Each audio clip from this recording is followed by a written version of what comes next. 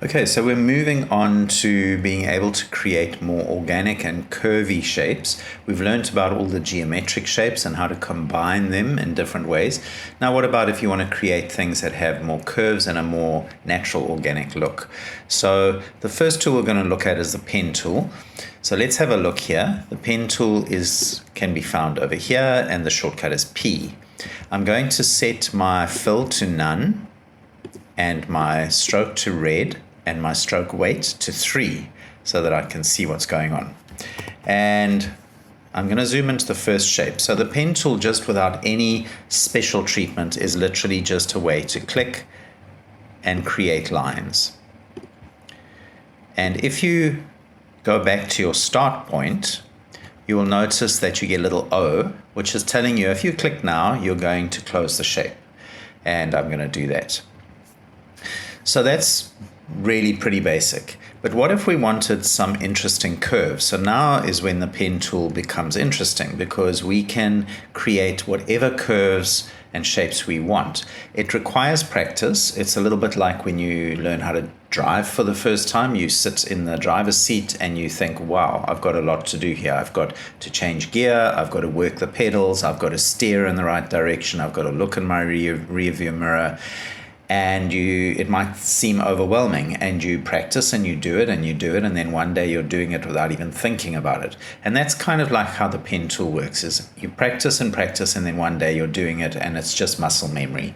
So it's worth it, because this tool is the one that will separate you from rookie designers. If you can become a pen tool ninja, you are sailing when it comes to being able to design whatever you want to. All right, so the way it works is with something called tangent handles or direction handles. So what we need to do is click and hold and drag to tell the curve or the line the direction we want it to go and how much influence that direction handle has. Now that's where it takes practice, is how long do you drag the direction handle and what angle do you drag it at. So I'm going to start up here and I'm going to click and drag down. So I want the curve to leave that point in this direction. And I'm going to drag it about that long.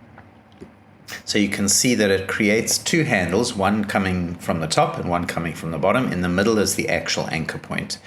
So now I'm going to move, and you can see it gives me a little preview of that line. I'm going to move to the bottom and I'm going to click and drag like that. So the incoming handle is coming in at 9 o'clock. And the outgoing handle is leaving at 3 o'clock, which is the way I want that line to go. So I'm always looking behind me and I'm saying, how do I want this line to enter this point? I want it to enter at exactly 9 o'clock. And therefore, that's how the handle the direction the handle must be. And then I just match it up by dragging it as long as I need it to be. All right, now I'm going to go up here and I'm going to click and drag to create a control point, and then up here, click and drag. Now I want the line to enter again at 9 o'clock and exit at 3 o'clock. So that's what will happen. And I'm going to go there, and then here I'm going to drag to finish it off. Okay, so what you really want to aim for with the pen tool is minimum number of points to achieve the shape that you want. You do not want too many points, because that's inefficient and it's more likely to result in kinks in your curves. If you want to go back and do any tweaking, just remember a couple of shortcuts. While you're on the pen tool, Control or Command will give you access to the direct selection tool, which means you can click on points and you can edit them, or you can even drag on lines to adjust them. If you go to a point and click on it, you get access to the direction handles, which you can adjust by dragging them longer or shorter. The longer they are, the more influence they have, like a magnet. And if you hold down Option or Alt and you click on a point, you remove the handles so that there is no control of that point. It just goes straight in and out. If you continue to hold Alt or Option and drag, you can recreate the control handles. Okay, if you want to finish a curve, so you can see it, because this isn't a closed curve, it's expecting me to continue. But if I'm finished, if I just hold down Control or Command and click away, it finishes it.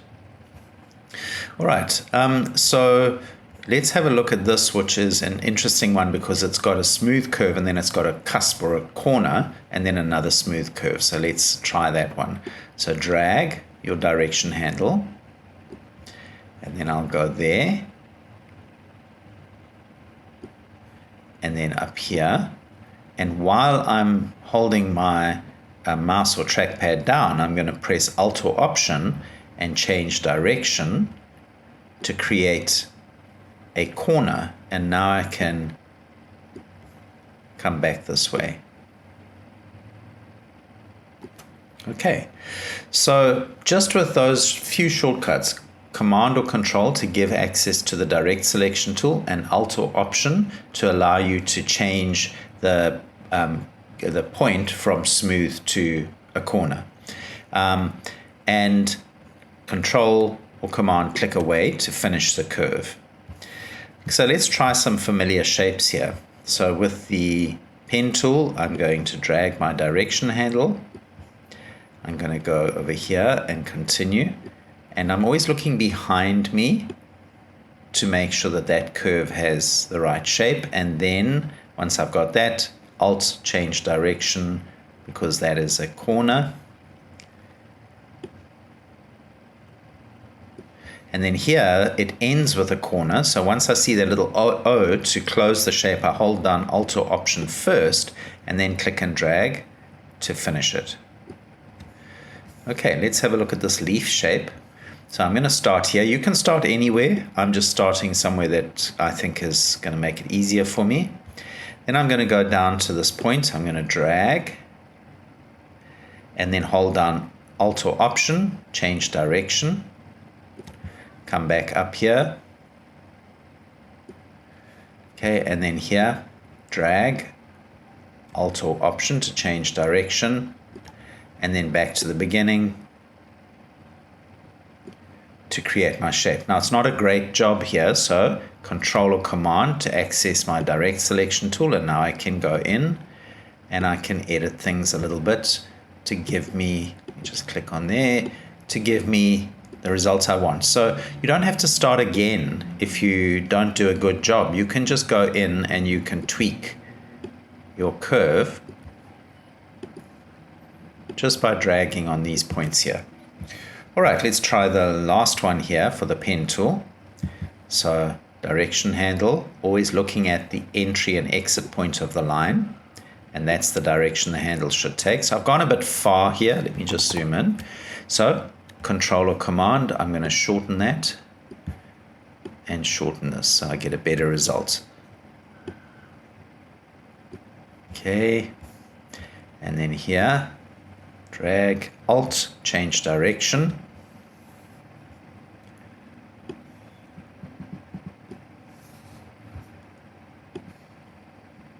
Alt, change direction again, and then back up here, and let's finish it off.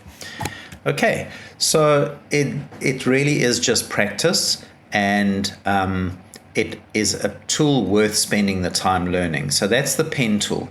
Let's look at another tool, which is kind of a variation of the pen tool.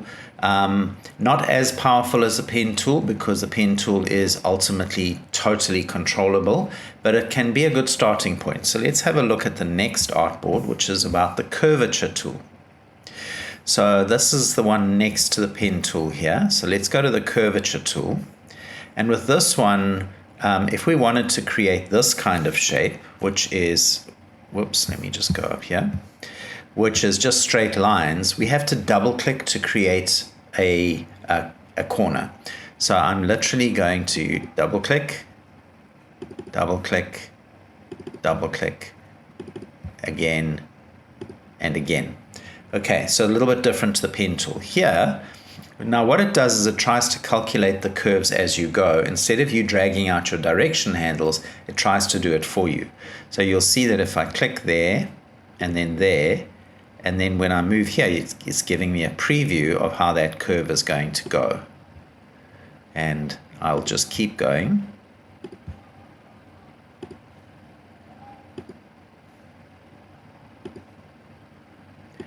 and it's actually creating the curves for me. Now, if I hold down Control, it doesn't give me the direct selection tool. So what I like to do is once I'm finished is just press P for the pen tool and then Control, and now I have access to those handles, and I can now adjust this as I need to. Okay, so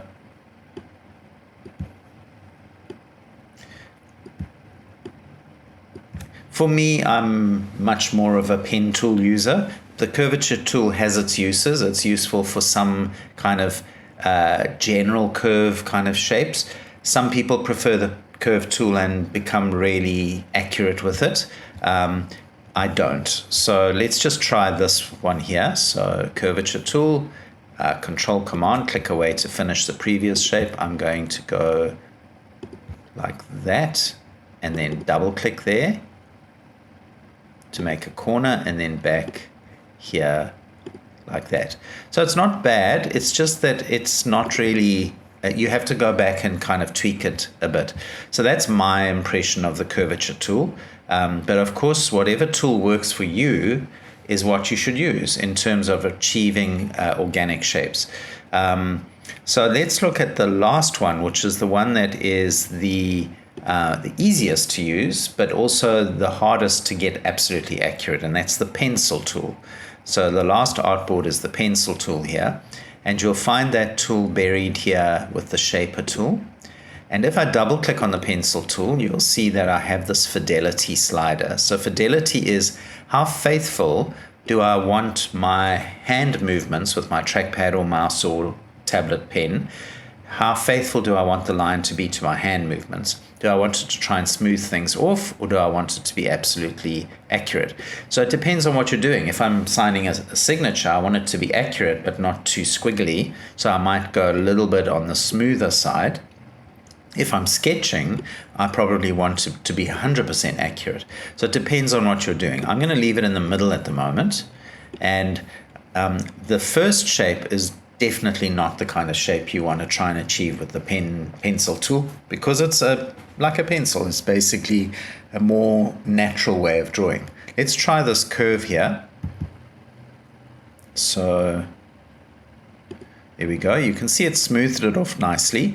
Now, this is, again, one of the things that I like to do is, as soon as I've done it, if I need to tweak it, what I'll do is press P for the pen tool, and then I have access to Control for the direct selection tool and Alt for the convert anchor point tool. Okay, so I have all of those tools still available to me. Now, if you have too many points like this, you can always go to the smooth tool, which is together with the pencil tool here, and you can drag over areas where you think it's just a little bit too busy with points, and it will attempt to try and spread out those anchor points and give you a smoother result. So that's not a bad result just by hand drawing. If I try a shape like this, it's going to be more challenging. So I'm going to go, and obviously this is a really rough job. Okay, and then I would need to go to the smooth tool, and, well, let's just select the shape first. Smooth tool, and you can see that I've got lots of points, way too many points, and it just involves, it's going to involve a lot more tweaking. So you've got to use the right tool for the right job. The pen tool is absolutely the right tool for this kind of job. The pencil tool would be more suited to more organic, natural kind of drawing and shapes. So another thing that you can do with the pencil tool is you can redraw on a shape. In fact, any shape. It doesn't have to have been drawn with the pencil tool. So if I go all the way back to this, let's take this pair of lips here. If I select it and I take my pencil tool, you'll see that if I move close to that path, that little star next to the pencil icon will disappear. When it disappears, that means I'm now going to edit the existing path and not make a new path. When I see the star, it means I'm going to make a new path. So if I draw now, new path. If I draw now, I'm actually editing the path of that pair of lips. So let's try something here with the pencil tool. Let's have like vampire blood dripping down here.